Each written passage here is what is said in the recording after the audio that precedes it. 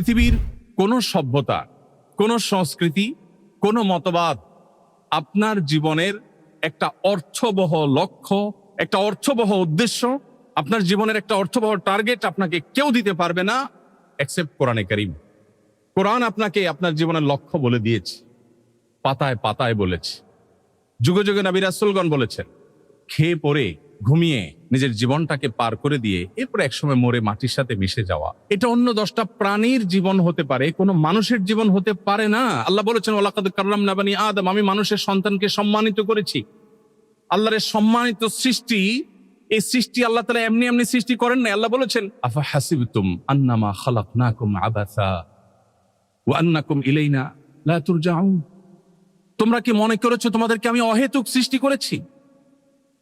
Just খেয়ে পরে কোন রকম বেঁচে থেকে জীবনটাকে পার করে দিয়ে, ঘুমে খেয়ে দে নে জীবনটাকে অতিক্রম করে দিয়ে ধপ করে একদিন পড়ে মরে গেলে, মাটির সাথে মিশে গেলে, তোমাদেরকে আমি অর্থহীন লক্ষ্য উদ্দেশ্য ছাড়া এমনিতেই সৃষ্টি করেছি, এটা তোমরা মনে করছো?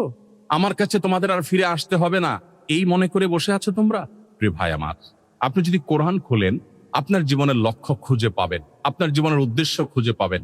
আপনার জীবনের চূড়ান্ত লক্ষ্য উদ্দেশ্য কোরআন ছাড়া আর কেউ আপনাকে দিতে পারবে না। আমি চ্যালেঞ্জ করে বলি, পৃথিবীর কেউ আপনাকে দিতে পারবে না। অনেক চমৎকার চমৎকার আইডিওলজি আপনি পাবেন পৃথিবীতে, মানুষের জীবনের কোনো অর্থবহ লক্ষ্য আপনাকে কেউ দিতে পারবে না, শুধু কোরআন দিতে পারবে, ইসলাম দিতে পারবে।